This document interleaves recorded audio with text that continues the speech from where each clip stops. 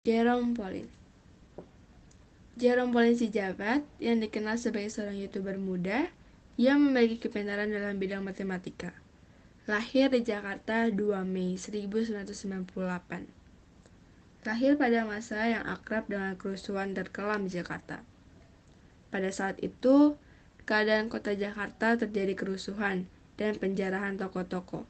Kekerasan merajalela sehingga banyak dokter dan orang lain takut untuk berpergian. Lahir di keluarga sederhana, papa seorang pendeta dan mama seorang ibu rumah tangga. Lahir menjadi anak kedua dari 3 bersaudara yang mengharuskan ia menjadi seorang adik sekaligus menjadi seorang kakak. Pada masa bayi, dikarenakan krisis moneter yang melanda saat itu, ditambah kondisi perekonomian yang sangat terbatas, maka tidak ada susu berkualitas tinggi untuk Jerome. Untuk memenuhi kebutuhan sehari-hari saja sudah cukup susah, apalagi memenuhi kebutuhan Jerome bayi. Maka, Jerome bayi bukanlah bayi yang spesial, justru sebaliknya. Jerome bayi disebut sebagai bayi yang lahir di kerusuhan. Pada tahun 2004, setelah melewati krisis tersebut, ia pindah ke Surabaya. Dan untuk melanjutkan pendidikan dasarnya, ia harus mencari-cari sekolah di Surabaya. Menurut ia, mencari sekolah yang baru memanglah gampang jika ada uangnya. Tetapi, sayangnya pada saat itu, krisis dalam perekonomian baru mulai pulih. Lalu berusaha mereka untuk mencari sekolah dengan biaya yang sesuai. Mencari-cari ada yang tidak memberi keringanan, lalu ada juga yang kuota siswa sudah penuh. Mencari sekolah dengan biaya yang sesuai, sehingga mengharuskan ia melihat betapa frustasinya kedua orang tua ia mendengar kepala sekolah untuk tidak menerima anaknya bersekolah di sana. Lalu pada akhirnya, mereka menemukan sekolah yang lumayan sangat baik, yaitu IPH, Intan Permata Hati. Ya, IPH. Mereka diberikan keringanan dalam membayar uang sekolah. Mereka hanya membayar jauh lebih sedikit dari apa yang seharusnya. Ia melanjutkan sekolah di IPH sampai jenjang menengah atau SMP. Pada masa SD, ia mengharuskan dia untuk tetap bersekolah di sekolah yang bisa dikatakan orang-orang tertentu. Ia merasakan hal yang membuat ia merasa seperti iri. Iri terhadap orang-orang yang sehabis pulang sekolah, mereka semua melakukan les bergengsi bersama. Tetapi, Jerome kecil hanya pulang ke rumah, lalu belajar dengan sendiri. Tidak ada yang namanya les bergengsi atau apapun itu. Apalagi saat liburan panjang sekolah ke luar negeri. Untuk mereka les bergengsi saja susah. Jerome kecil pernah meminta kepada mamanya untuk memberikan ia les bergengsi itu. Tapi mamanya hanya berkata, "Jangan minta ke mama ataupun papa ya, Jer, tapi mintanya ke Tuhan aja." Pada masa SMP, ia masih bersekolah di sekolah bergengsi itu.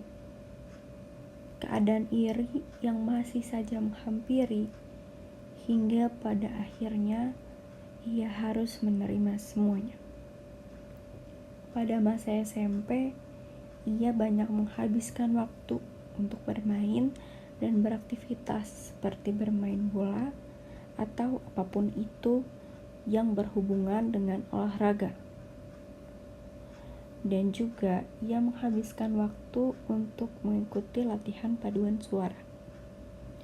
Tetapi walaupun lebih banyak menghabiskan waktu di bidang olahraga, ia masih menyempatkan dirinya untuk mencari cara informasi kuliah beasiswa S1 dan S2 di luar negeri.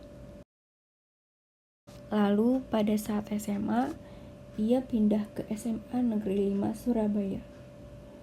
Menurut ia, pindah ke suatu sekolah yang memiliki tingkat setara dengan ia memudahkan untuk beradaptasi. Lalu pada semasa SMA-nya, ia mulai mengikuti semua perlombaan dari tingkat nasional sampai internasional. Semuanya menang? Tidak. Pada awal, ia mengikuti semua lomba itu, Ternyata semuanya tidak ada yang berbuah manis. Tetapi hal itu tidak membuat ia merasa putus asa. Lalu ia mencoba lagi sampai pada akhirnya ia memenangkan Olimpiade Matematika tingkat nasional yang diselenggarakan Universitas Brawijaya dan mendapatkan juara 3. Juara 3 memang bukan juara 1, tetapi menurut ia juara 3 yang ia raih itu harganya mahal sekali. Pada masa SD, ia pernah memiliki mimpi untuk pergi ke Disneyland.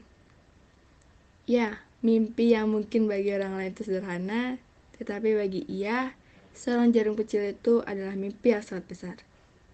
Lalu tumbuhlah ia naik ke tingkat SMP, yang merubah mimpinya untuk kuliah di luar negeri.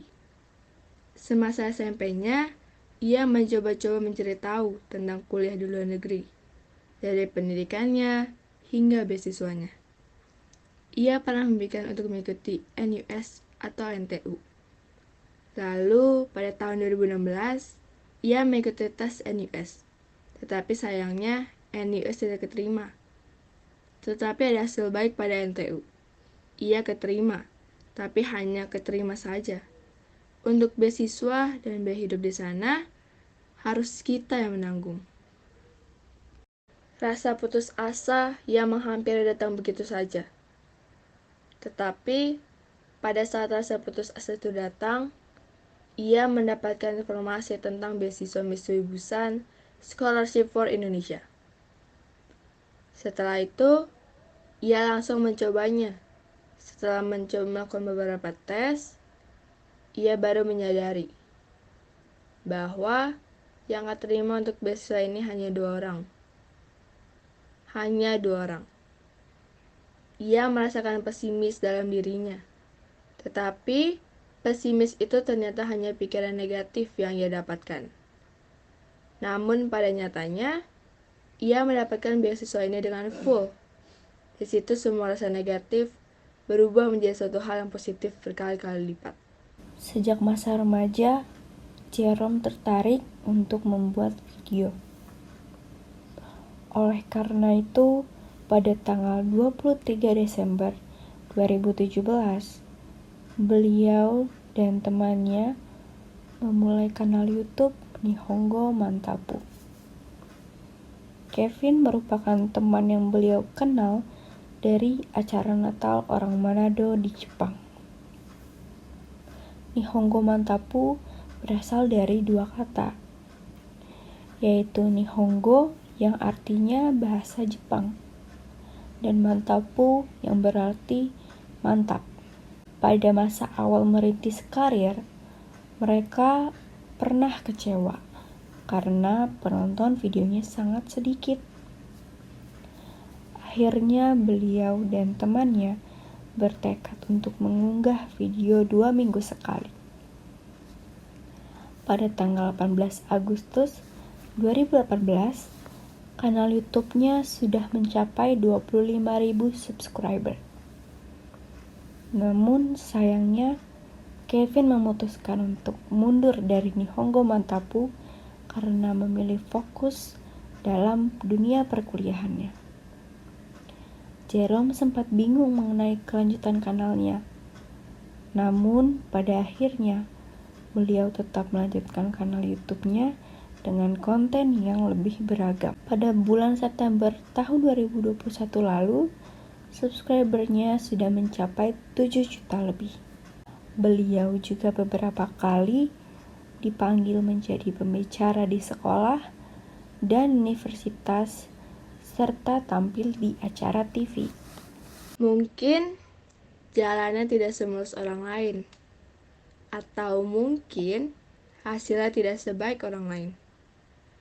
Tetapi, setidaknya kita bisa menghasilkan sesuatu, dan sebagai awal, itu sudah cukup baik. Jerome Pauline telah meraih banyak sekali prestasi dan penghargaan. Di antaranya adalah juara 1 pidato bahasa Jepang tahun 2017. Kanal Nihongo Mantapu yang mendapatkan silver play button pada tahun 2018 dan Gold Play Button pada tahun 2019. Ia meraih penghargaan Forbes 30 Under 30 Asia 2021 sebagai seorang pemuda yang berpengaruh dalam menempuh pendidikannya di Jepang. IKP Awards 2020 untuk kategori Rookie of the Years. Mata Pujiwa pada Indonesia International Book Fair 2020.